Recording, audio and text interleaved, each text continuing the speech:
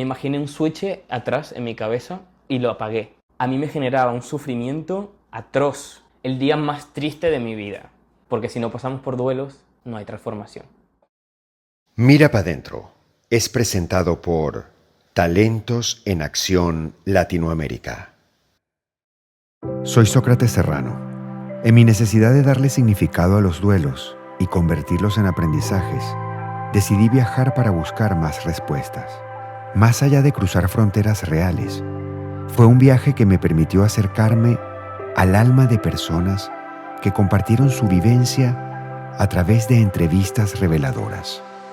Estas entrevistas me mostraron que viajar hacia adentro es una gran aventura y que es la única manera de darle sentido al dolor para integrarlo sanamente a nuestras vidas. Te invito a conocerlas en esta tercera temporada de Mira pa' dentro, porque miramos mucho hacia afuera. Miren, les quiero contar algo. Esta entrevista es muy interesante. Cuando nos exponemos, nosotros los actores, nos pasa algo muy curioso. Mucha gente nos ve a nosotros porque obviamente hacemos alguna obra de teatro o interpretamos un personaje en una película o en una serie, lo que fuere. Tenemos mucha exposición y no nos damos cuenta de la cantidad de personas que nos ven y que ven nuestro trabajo y que nos siguen, lo cual yo siempre agradezco y se los he hecho saber en las redes sociales. Y precisamente a propósito de esto, me pasó estando aquí en Madrid algo muy especial, y es que estaba yo entrando al sitio donde me estaba quedando y venía caminando Kenny y me dijo: oye, qué increíble encontrarte aquí. Hicimos contacto y resulta que descubrí a Kenny Goncalves, que es mi entrevistado de hoy, que es un actor y escritor venezolano que vive en Madrid desde hace algunos años y que ha hecho un trabajo muy especial transformando un duelo personal en una historia, en una novela. Qué interesante y qué poderoso es que esta profesión nuestra de actores nos permita ser como una especie de imanes de otras historias, ¿no? Entonces ahora la quiero poner al servicio de ustedes y quiero presentarles a Kenny, que es un descubrimiento para mí muy especial, porque además tuvo la gentileza de obsequiarme su novela, que se llama Cuando caen las estrellas, y desde que la empecé a leer hasta el final no pude parar de leerla, y ya les vamos a contar por qué. Y lo que me pareció más interesante es la historia que Kenny tiene detrás, personalmente, íntimamente, detrás de su novela y detrás de su libro. Bueno, bienvenido. Muchas gracias por aceptar esta entrevista. Muchas gracias a ti por permitirme compartir tu espacio de este podcast, que haces un trabajo increíble. Como dijiste, la primera vez que te vi en la calle, para mí fue como una alegría, fue como encontrarte de esa forma tan espontánea, tan en el día a día, tan cotidiana. No sé si recuerdas, pero yo te vi y verte así, digo, ay, aquí en la cotidianidad del día a día, me dio como una alegría. Y nada, y me acerqué y te saludé y bueno, una pequeña acción cambia la vida, ¿no? Mira dónde estamos ahora. Efectivamente, y qué interesante y qué poderoso es eso, ¿no? Como esas pequeñas acciones, además, escucharlas y seguirlas nos permiten generar nuevos espacios. Muchas gracias a ti por permitir esta entrevista. Y yo siempre le pido a los entrevistados, luego de presentarlos, que sean ellos quienes se presenten. ¿Quién es Kenny? ¿Qué pudieras decir de Kenny? ¿Cómo te presentarías? Bueno, mi nombre es Kenny Goncalves. Como has dicho, soy venezolano, nací en San Pedro de los Altos, cerca de Los Teques, la capital del estado Miranda. Soy un chico que viene de una familia amorosa, me crié en un entorno muy lindo, afortunadamente. Allí, pues en Venezuela, crecí en el pueblo, algo de lo que estoy muy feliz porque crecí con esa, digamos, pureza que te da crecer rodeado de árboles y de las gallinitas y de coger los huevos con la abuelita, que creo que es algo invaluable, ¿no? Aunque luego después cuando creces estás deseando la ciudad y todas esas cosas, que efectivamente luego lo hice porque, bueno, luego me mudé a Caracas, estudié comercio internacional, trabajé un par de añitos en la industria farmacéutica, allí en Caracas, y bueno, luego siempre estuve haciendo cositas de arte, pero más por hobby, hasta que la vida me sacó fuera de mi burbuja y afortunadamente me hizo replantearme qué era lo que quería hacer el resto de mi vida. Y ahí empecé a transicionar a mi camino como artista. ¿Qué fue lo que te sacó de esa burbuja? ¿Que hubo algún detonante específico que fue el que estimuló la posibilidad de que te conectaras con el mundo del arte? Sí, cuando sabes que vas a perderlo todo, es allí cuando empiezas a valorar las cosas. Y eso fue lo que me pasó a mí. Yo estaba a punto de perder mi entorno, de perder en una determinada forma mi familia, mis seres queridos, cuando sabía que me iba a marchar de Venezuela, y ese fue el momento donde de repente hasta una simple concha de caracol tenía un significado espiritual para mí. Y eso fue lo que me hizo despertar, ¿no? De conectarme con mis palabras, con mis dedos, con la escritura, con la actuación, que era lo que yo hacía y me llenaba y que perseguía de niño, pero que siempre estuvo apartado a un lado, pero que realmente era lo que a mí me hacía feliz. Y entonces fue esa despedida lo que hizo que me cuestionara y me sacara fuera de la burbuja. La despedida de tu familia. Sí. El salir de tu área de confort y de comodidad te hizo conectarte con esa esencia. Sí, efectivamente. Ok. ¿Te viniste directo a Madrid? Sí. ¿Y qué tiempo tienes aquí? Yo llegué un 23 de noviembre del 2017, tengo 6 años y medio para el día de hoy más o menos. ¿Cómo te has sentido en estos 6 años y medio en Madrid? Genial. Estoy muy, muy feliz. Amo España, amo su gente, amo estar aquí, amo su cultura, las cosas que hacen. Yo desde que llegué decidí que quería ser parte de este sitio, así que yo dije qué se hace aquí, qué se come, cómo se habla. Yo quiero pertenecer y abrir mi corazón a todas las cosas que tiene que ofrecer este gran país. Y me ha tratado súper bien. He conocido gente maravillosa que son mi familia, y más cuando eres una persona que no está en su país, que es un inmigrante. Creo que tu nuevo pilar, tu círculo de apoyo son tus amigos, son tu familia, y yo me siento muy afortunado. ¿Y llegaste actuando o llegaste haciendo otras cosas? Cuéntanos un poco cómo fue esa llegada tuya. Bueno, llegué actuando de cualquier otra cosa menos de la actuación. Bueno, yo llegué el 23 de noviembre, como te dije, y yo el 1 de diciembre estaba trabajando ya, pero en un call center divino de la vida. En un call center que, bueno, fue divertidísimo y maravilloso porque era de película, era como una nave gigantesca donde tú entrabas, marcabas la tarjeta, entrabas y se expandía. Miles de mesas con teléfonos, como lo de las películas, que ves 1 millón de gente hablando por teléfono, pues sí. Así era. Y trabajaba para una compañía eléctrica. Y ese fue mi primer acercamiento a la cultura española, porque conocí gente que tiene posibilidades económicas más reducidas, ¿no?, en el promedio, ¿no? Y entonces, esa primera interacción con la cultura española, absorbía todo, repetía las frases, las palabras, y yo estaba como, wow, alucinando, ¿no? No podía entender cómo tantas personas mayores trabajaban en un call center, ¿no? Porque por lo general son trabajos que están más asociados a gente joven, universitarios, y luego ver esa diversidad de edades. O sea, podía tener amigos de 18, de 30, de 60 y, bueno, hasta 60, porque luego se jubilan. Y luego compaginé eso con un trabajo en un bar. Entonces trabajaba lunes a viernes en el call center y luego los fines de semana trabajaba en un bar, en la hostelería. Que luego fue allí donde trabajé varios años hasta que pude dedicarme a la actuación. Vale, ¿y qué pasó después? Bueno, el trabajo en el bar lo que me permitía era tener un ingreso fijo con el cual pagar mis gastos, mi alquiler, mi renta, mi comida, mi teléfono, todo. Entonces, cuando podía, pues hacía un rodaje, una publicidad, hacía de extra. Y bueno, recuerdo muchos días estar muy cansado porque trabajaba hasta las 3 de la mañana, luego me tocaba rodar a las 6, dormía muy poquitas horas. Mi primera, digamos, acercamiento con el arte como tal fue una obra de teatro que escribí durante la pandemia. Porque yo decía, no sé cuál es el camino, no está fijado, no hay un manual que seguir. Estaba desesperado porque no es como un abogado que sabes que quizás tienes que luego hacer un máster y luego te especializas, o un médico. en el mundo actoral creo yo que no hay un camino, ¿no? Entonces vas dando como pequeñas pisadas para abrir camino. Entonces yo dije, mira, si nadie me da trabajo, yo me voy a crear mi propio trabajo.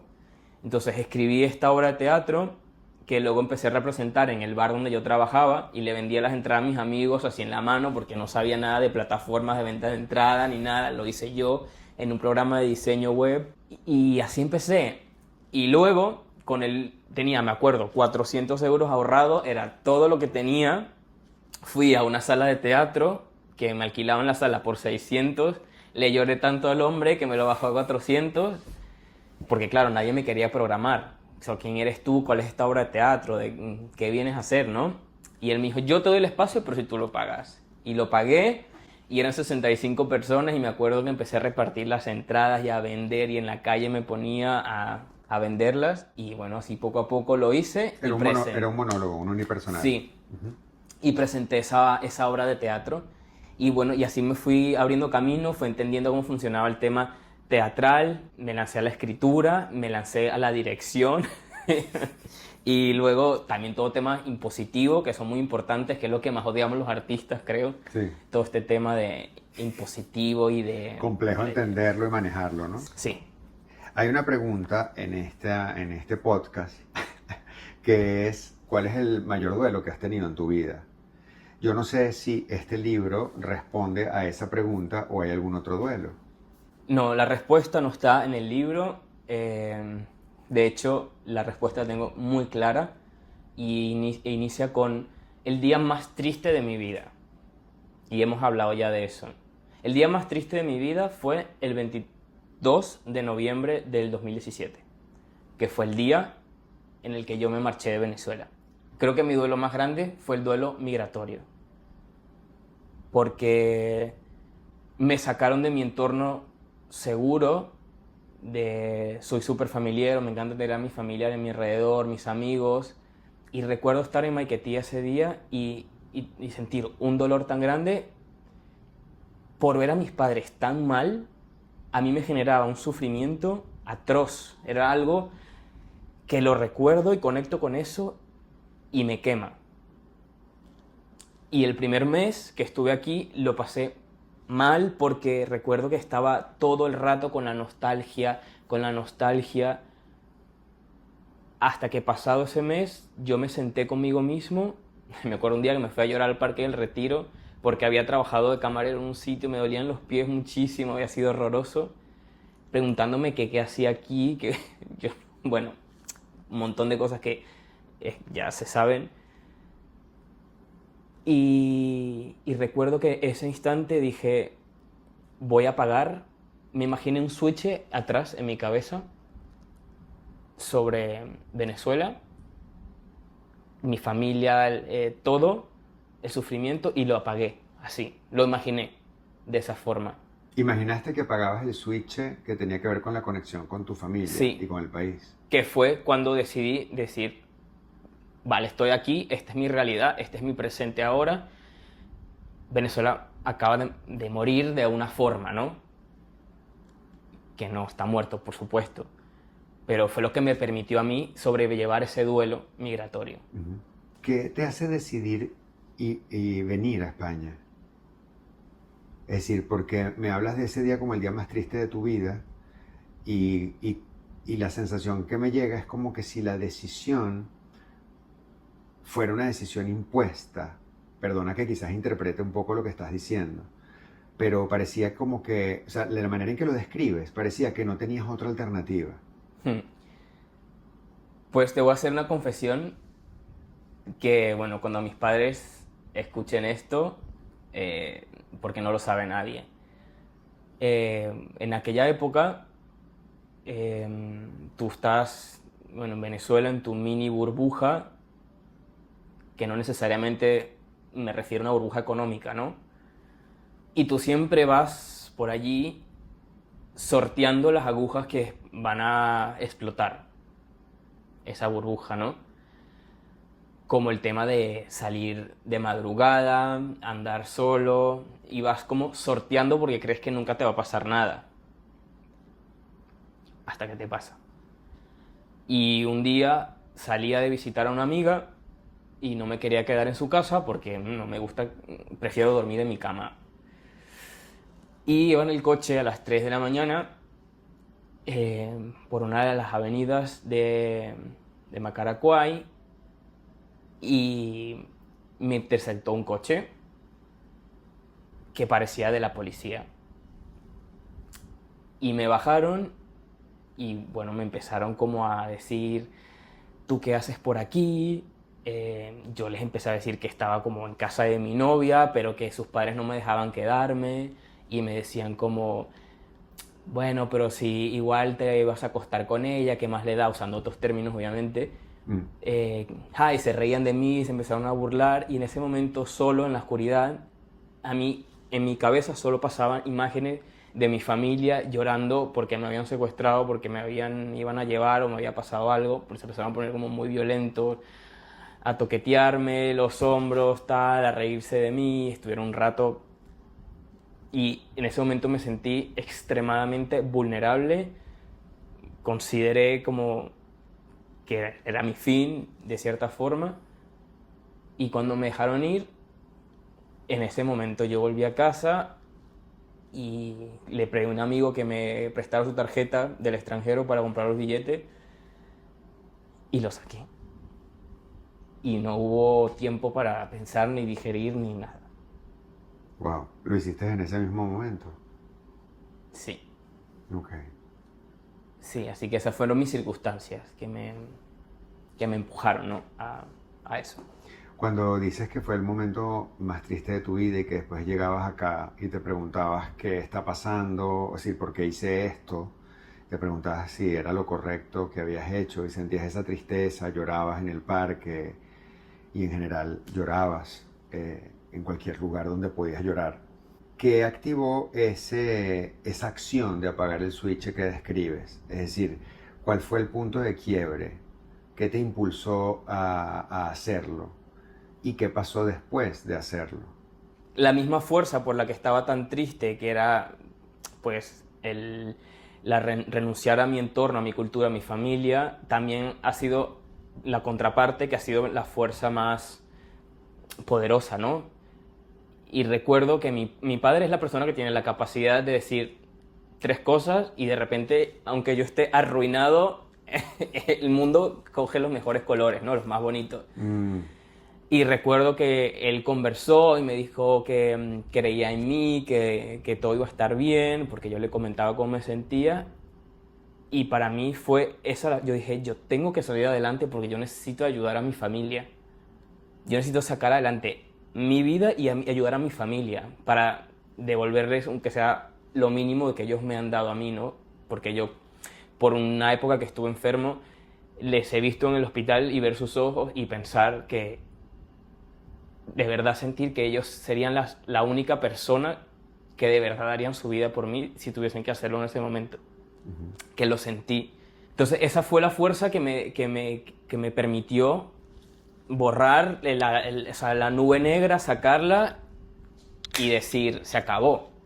Se acabó y vas a salir adelante y vas a lograr lo que quieras.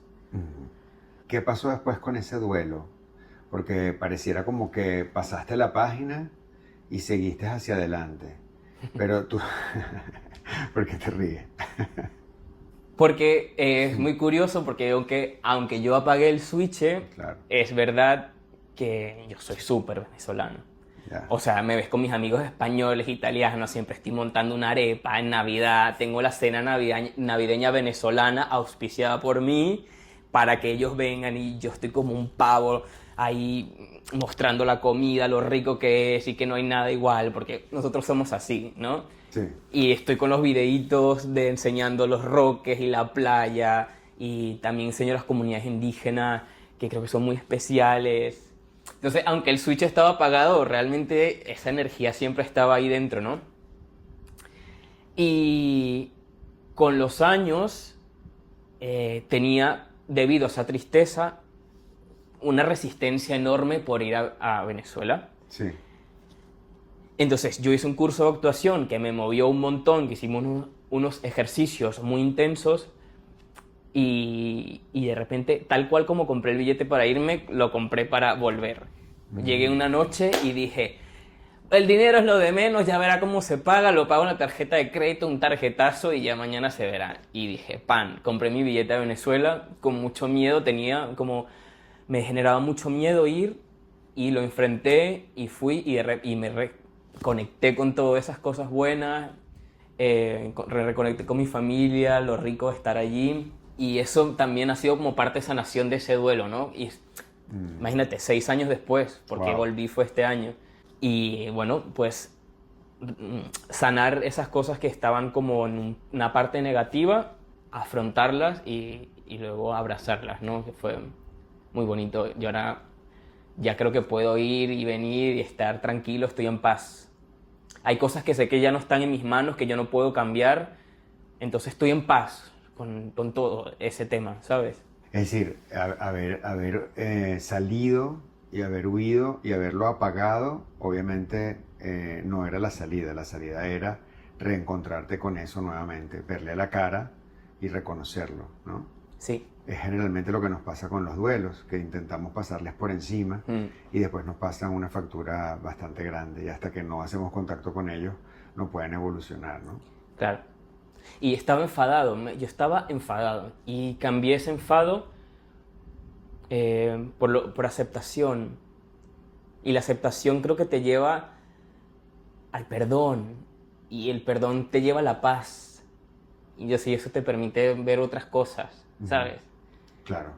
Y entonces además de esto que estás compartiendo, de este duelo que estás compartiendo, también hay otro duelo que convertiste en una expresión artística, que fue la ruptura de una relación de pareja que fue muy importante y significativa para ti. Sí. Háblanos de ese duelo y de cómo se convirtió en esta novela.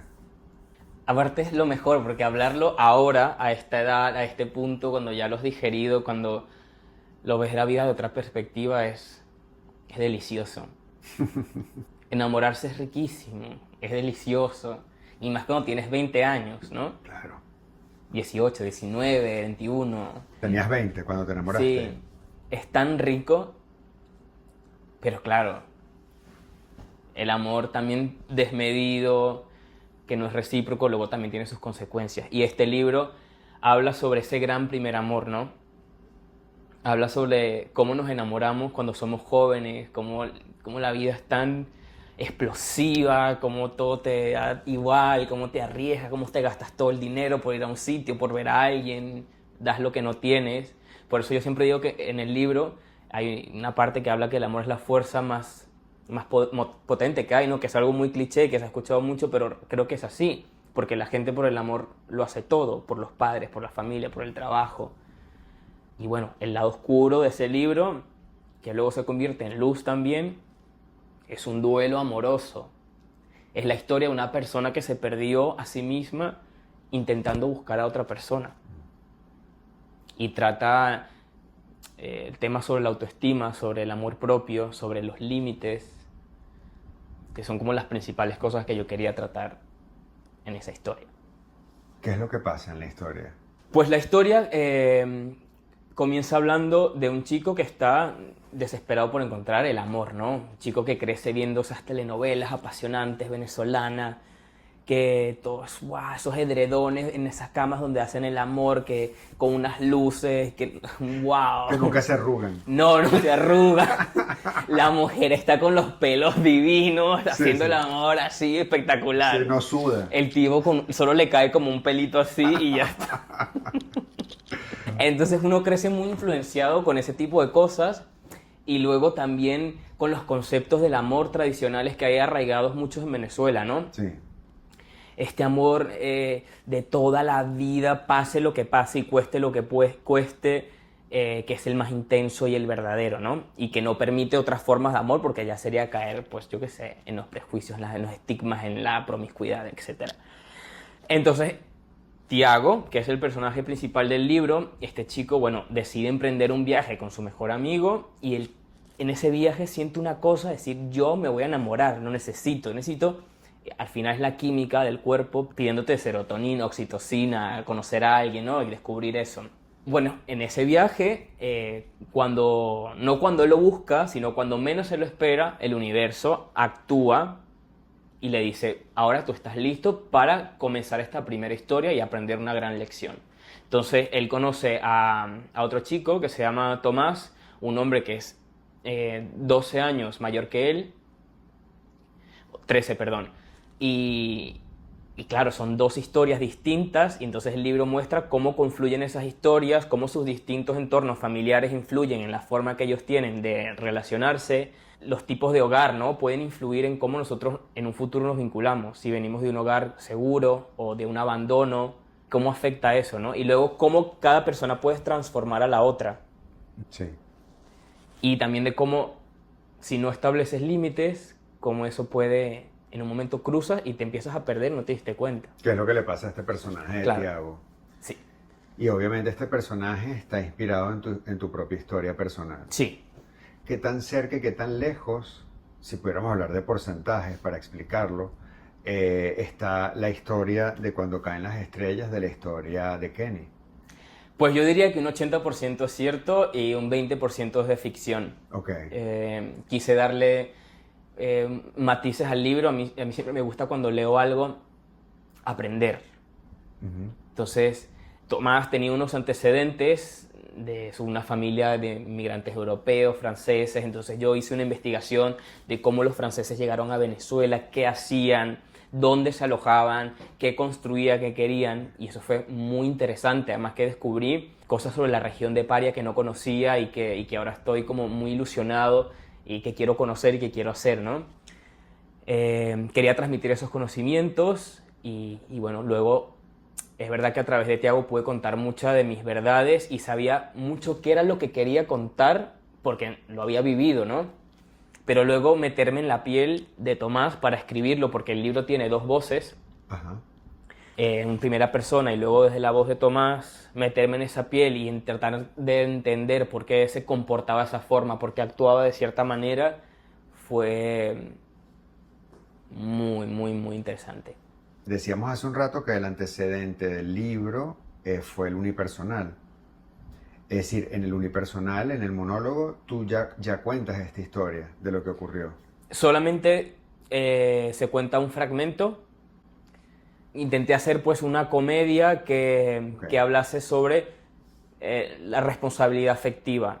Entonces, yo lo que hice fue coger solo un trozo de esta historia y la desarrollé, luego le creé otro personaje a la obra, era un hada, el hada que intentaba hacer que el amor funcionara, que Tiago se enamorara, y lo que hacía era estropearlo porque era un hada que estaba rota, porque el mercado está tan saturado de estas cosas que me enviaron a la última hada que quedaba. Entonces en la obra pues yo hacía una crítica de cierta forma a las redes sociales, a las aplicaciones de ligue. Ujú. Entonces mostraba cómo la gente está adicta a estas cosas, nunca es suficiente. Las aplicaciones de ligue son las aplicaciones para encontrar pareja. Exactamente. Ujú. De cómo nunca es suficiente. Ujú. Sócrates, ¿sabes? Parece que siempre allí fuera hay alguien mejor que está esperándonos. Sí, Porque lo que tenemos no es suficiente, ¿sabes? sí, sobre todo Sí. por la manera en que se presenta la información, ¿no? Claro. Que pareciera que es como un gran menú de opciones. Y siempre hay alguien más guapo, siempre va a haber alguien más atractivo, pero porque nosotros siempre estamos buscando esa sensación de enamoramiento. Es una cosa que es adictiva. Que es ese primer contacto. Y tú, Sí. y la obra hablaba de eso. Claro, sí. Hablaba sobre la forma de vincularnos, sobre la responsabilidad afectiva de la gente, hablaba sobre, bueno, el tema de esa ingenuidad de cómo enamorarte y conocer a alguien la primera vez y las cosas que uno hace por conseguir a esa persona. Y luego, pues la última parte de la obra era una introspección de cuando el personaje encontraba las respuestas y él mismo pues decía, mira, descubrí esto, descubrí que el amor es esto y no esto.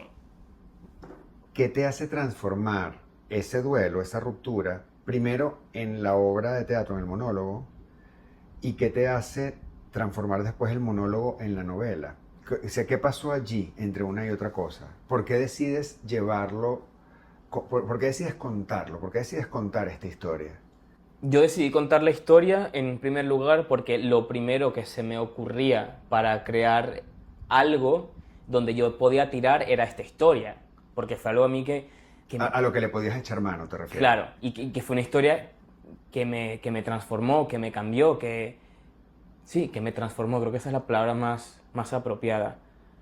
También era una historia que yo no quería que quedara en el pasado. Para mí fue algo tan grande, tan potente, tan mágico, con sus cosas buenas y malas, que yo quería que la gente lo leyera. Y imaginaba gente que conectaba con esa historia y que me decía, sí, me pasó lo mismo, yo viví esto también, que ha sido de las cosas maravillosas que me ha pasado después de publicar el libro. Y yo no quería que eso quedara olvidado. Yo quería mostrarlo, quería hacer arte con eso. Querías transformarlo. Sí, Eso es lo que yo llamo darle sentido y significado al dolor. Que ese dolor tenga sentido, que ese duelo, que ese corazón roto tenga sentido. Que no solamente se quede como una mala experiencia, sino que ahora sea una posibilidad para que otros se reflejen, para que otros se entretengan, para que otros se inspiren, para que otros también cuenten sus historias. Entonces ahí el dolor tiene sentido. totalmente. Recuerdo que quemaba, quemaba mucho. ¿Qué significa quemaba? El dolor. El dolor te quemaba. El dolor, cuando todo esto finalizó, yo decía, pero es que estoy bien de salud, pero me duele. Me duele muchísimo. Y decía, es verdad que te duele el corazón. Es increíble, es una cosa... ¿Qué Wow. más sentías, además de ese dolor y de que te estabas quemando? Lo primero que se me viene a la mente, como te digo, es dolor. Es que ardor. Luego tengo momentos muy de ir en el coche, en el carro manejando y acordarme de ciertos momentos y decir, ay, qué vergüenza, cómo pude haber hecho esto, cómo me pude haber expuesto de esta forma, cómo pude haber dicho tal y tal cosa, cómo me pude haber expuesto de esa forma, incluso hasta ridícula, de recordar cosas que uno hace, ¿no? Como para recibir algo de otra persona, que por lo general suele ser alguien que no habla mucho, que no se expresa, entonces esa búsqueda de respuestas tuyas terminas poniéndote en situaciones que me da mucha vergüenza, de estar solo y sentir una vergüenza terrible. Decir, Dios, ¿por qué me comporté de esa manera? ¿Sabes? Una vergüenza enorme. Y luego también, en momentos de calma total, tener vislumbramientos de entender cosas. Es decir, ya entiendo por qué se comportó de esta forma. Esto cogió sentido. Ya pegué esta pieza con esta y entendí que aquí pasó, lo que estaba pasando era esto, pero el enamoramiento no me dejaba verlo. Claro. En el libro habla sobre colosales banderas rojas que te van pasando por la cara, pero tú estás tan enamorado que dices, bueno, esta la paso, y esta bueno, y esta ni la vi. Y hasta que llega una que ya es demasiado tarde. Claro.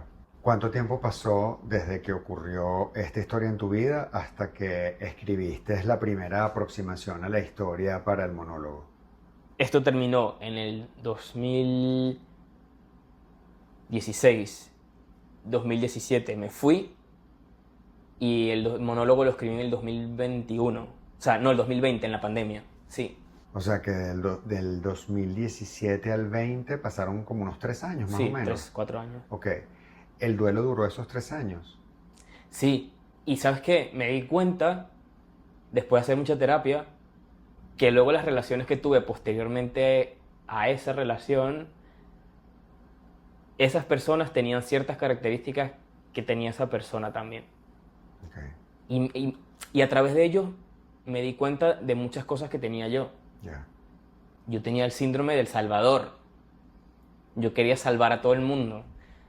Depresivo, con familia que te abandona, sí, como egoistónico, era como yo, para mí, ¿sabes? Pero bueno, pues hay que pasar por eso para verlo, ¿no? Para entenderlo y para tú luego poder trabajar en ti. ¿Qué otros recursos echaste a mano para poder lidiar con tu duelo? Te lo pregunto porque también forma parte de las preguntas de esta entrevista, pero además porque en tu historia me llamó mucho la atención que el personaje de Tiago comienza a hacer muchas cosas que no hacía anteriormente, buscando respuestas Y esas cosas que hace le permiten conectarse con mundos diferentes desde el punto de vista emocional. Por ejemplo, cuando empieza a explorar como payaso de hospital, pero también va a algunos centros de cuidado o ancianatos de adultos mayores y vive experiencias muy intensas en esos lugares, ¿no? Esto ocurrió realmente y ¿de qué otras cosas echaste mano para lidiar con el duelo? Bueno, hice voluntariado en hospitales y también, como has dicho, en centros de personas mayores. Fue una experiencia maravillosa, hermosa, y lo agradezco un montón. Hermosa. Y para mí son dos capítulos que me gustan mucho, tanto el Rey Poseidón, que habla de la experiencia de payaso de hospital, como el de Lidia, de la mujer del ancianato. Pero, ¿sabes qué pasó? Que al final yo estaba desesperado de hacer estos actos altruistas para sentirme mejor conmigo mismo, para conseguir algo de esa sustancia química que a mí me faltaba, que en el libro yo lo llamo la droga de la invencibilidad. Sí. Fue como un drogadicto que me quitaron mi droga. Yo decía, esta persona que me hace sentir apasionado, el mejor sexo del mundo, que me da, pum, pum, esos subidones, y de repente, ¡pah!, desaparece y tú te quedas como con un mono de necesito hacer algo, ¿no? Entonces, mi principal fuente había desaparecido. Entonces yo dije, necesito hacer algo que me haga sentir bien. Y ahí arrancaron estas experiencias maravillosas. Que al final, como te digo, pues tenían este propósito oculto, ¿no? De sentirme bien conmigo mismo.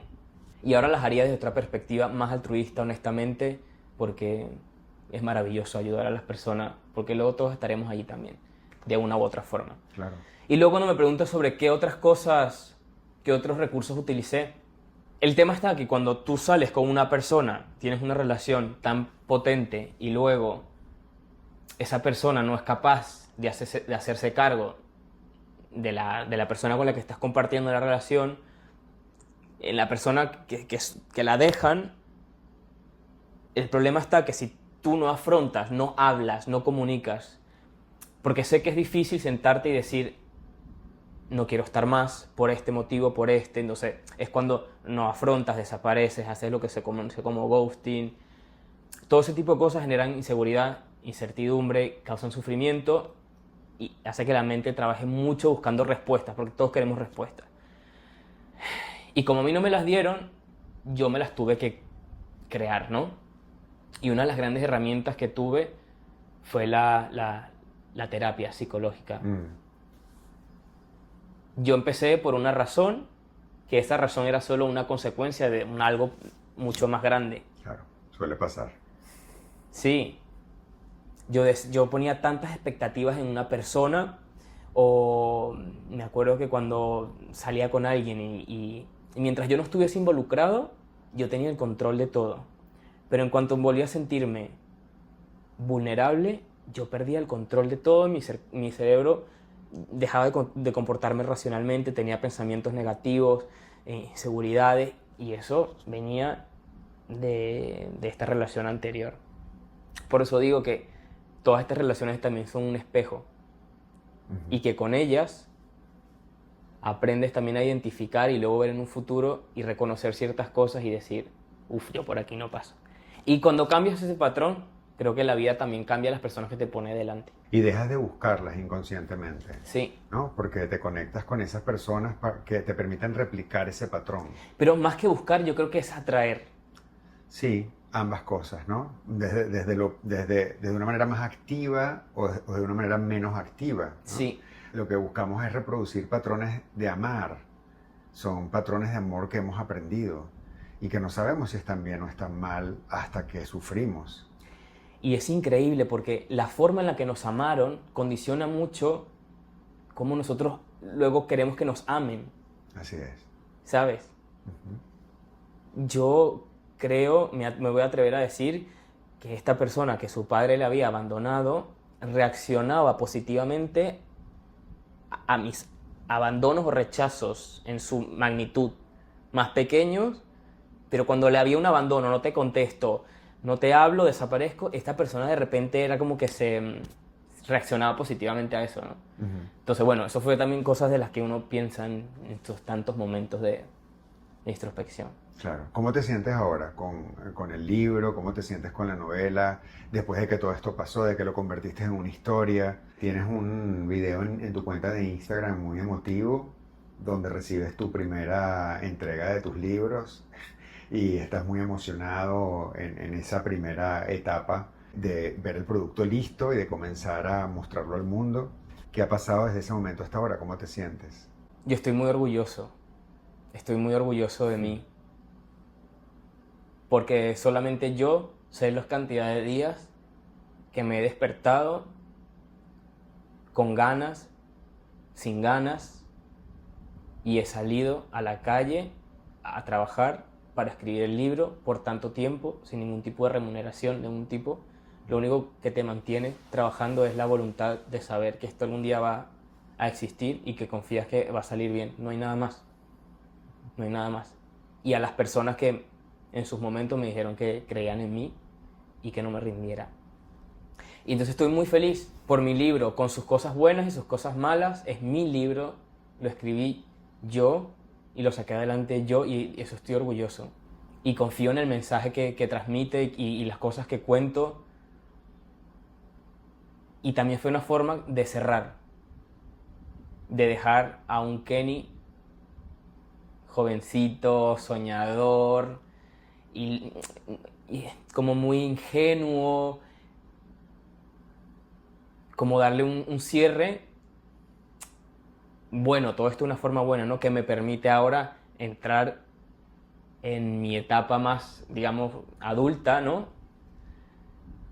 Que veo la vida de otra forma, que comprendo el amor desde otro sitio. Y bueno, pues el libro creo que ha sido ese capítulo final, valga la acotación, a esa forma que yo tenía de vivir y de amar y de querer y de relacionarme. Quiero decirte algo desde mi mirada, y es que el valor que tiene tu libro y la ganancia más grande que te va a dar tu libro no es la económica. Es la ganancia de haber transformado una experiencia dolorosa en una pieza de arte y en una pieza inspiradora para otras personas. Desde tu propia verdad y desde tus capacidades, sin contar con grandes recursos para hacerlo, creyendo en ti mismo. Bueno, es lo mismo que Shakira termine su relación y haga la canción que hizo, Claro. y tenga la repercusión que tuvo, pero es Shakira. A que tú lo hagas con tus propios recursos y con los medios que tenías para hacerlo. Y lo hiciste. Y lo hiciste y contaste una historia que además hace que los lectores viajen emocionalmente, y no solamente es una historia que funciona como historia, sino que además para ti es el resultado de haber aprendido un montón de cosas, de haber transitado un camino. Y ese es el gran valor que tiene tu libro. Y te agradezco muchísimo además que lo compartas y lo hayas compartido conmigo. A ti por ser parte de este sueño. ¿Qué hay ahora con Kenny? ¿En qué andas? ¿Qué planes tienes? ¿En qué cosas andas ahora? ¿Qué tienes en mente? ¿Vas a seguir escribiendo? Di que sí. Yo tengo la cabeza como una moto que no para nunca. Ahora mismo estoy terminando una temporada de microteatro en Madrid. Mi primera experiencia en el micro. Me ha encantado, estoy muy contento. Tengo ya las primeras páginas, mejor dicho, de mi segundo libro. Quiero contar una historia sobre mujeres que no han tenido elección. ¿Elección para? Elección en la vida. Quiero hablar sobre las mujeres inmigrantes de Europa que se fueron después de la posguerra hacia Sudamérica, que no tuvieron elección, que las montaron en un barco habiendo conocido a su esposo en 2 días, y las montaron en un transatlántico por 12, 15 días a cruzar el mar, y llegaron a un sitio donde nadie les preguntó si querían ir, simplemente fue el camino que les tocó, cómo fue sus vivencias, cómo se adaptaron, cómo crecieron, cómo se sintieron parte de ese sitio, qué hubiesen hecho con su vida si hubiesen tenido elección, qué hubiesen hecho con su vida si les hubiesen permitido cuestionarse. Hay historias desde partos en el medio del campo hasta comiendo sobre un saco. Y también quiero hablar sobre algo muy bonito, que es la venezolanidad de aquel momento, de cómo fueron recibidos, ¿no? Tengo bastantes historias que ya las tengo hechas en entrevistas, y sobre eso va a ser mi segundo libro. Qué interesante. Tengo escrito también microcortos los voy a grabar el mes que viene porque quiero también expresarme a través de ese tipo de cosas, porque son historias que quiero contar, que quiero que la gente vea con mis ojos, ¿no? Eso. Así que... Son cortometrajes micro. Sí, van a ser micro cortometrajes que los quiero hacer en formato de pantalla vertical. Ok. Quiero que la gente los pueda ver en el móvil, en el TikTok, así, como ahora esto es muy rápido todo, y las historias son así cortitas, con mensajes muy impactantes. Tengo esa idea y tengo 3 o 4 microcortos que voy a producir con las herramientas que tenga, pero lo haré. Muy bien. Así que el que se quiera sumar, que se... Aceptamos de todo. ¿Dónde pueden las personas, dónde pueden adquirir tu libro? El libro está en físico en amazon.es y en la casa del libro.es. Luego puedes contactar conmigo y para yo hacer los envíos internacionales. Si no, para todo el mundo está en formato Kindle, en Amazon también, y allí pues en tu móvil, en tu iPad, en lo que sea, te lo puedes leer. Un precio es un poco más bajo que el físico, pero ya irán saliendo más métodos de adquisición del libro. Estupendo. Para cerrar, te quiero hacer una última pregunta que ya forma parte de la forma de cerrar de estas entrevistas en Mira para Adentro. ¿Qué le dirías a una persona que comienza un duelo desde tu propia experiencia y tu propia vivencia? ¿Qué le dirías para ayudarla? Yo creo que si estás pasando por un duelo, significa que lo que hay detrás fue grande. Porque no hay duelo si no hay grandes sentimientos. El tema es que en la vida la gente quiere amar y la gente quiere vivir grandes cosas, pero sin ser vulnerable. Y para mí no son compatibles. Entonces, si tú estás viviendo un gran duelo, significa que estás vivo y que has vivido. Y has vivido grandes cosas. No hay una receta para superar el duelo. El duelo hay que vivirlo. El duelo es una lupa al revés. El duelo te permite conocerte, reparar, te permite entender y te permite replantear, que creo que es muy importante. Porque si no pasamos por duelos, no hay transformación. Entonces, si estás en un duelo, tranquilo porque después te vas a transformar. Muchas gracias, Kenny. A ti. Kenny, muchas gracias. Gracias a ti. Gracias por cruzarte en mi camino. Porque la vida cambia tan rápido. Así. Y me siento súper orgulloso de haber hecho esta entrevista contigo y de estar aquí y compartir este tiempo. Y es divino conversar contigo. Muchas gracias. Para mí también lo es. Que sepan que es la persona con la que se puede conversar. O sea, es una delicia. Es increíble. Gracias. Gracias. Muchas gracias, de verdad. Un placerzazo. Además de que detrás de cámaras, yo le digo a Kenny que es que no, o sea, él hace que yo hable. Estuve a punto de voltear la cámara, casi que me estaba haciendo a mí la entrevista. Muy especial, muy agradecido porque hayas compartido tu historia como lo has hecho, con tu transparencia, con tu honestidad, con tu verdad. Y bueno, muy agradecido de que me hayas permitido entrar en este espacio personal, en tu casa y en tu mundo. Gracias. Bienvenido siempre que quieras y a todo aquel que esté escuchando esto. Vale. Y bueno, recuerda, mira para adentro, porque miramos mucho hacia afuera. ¿Miramos? Mucho para afuera.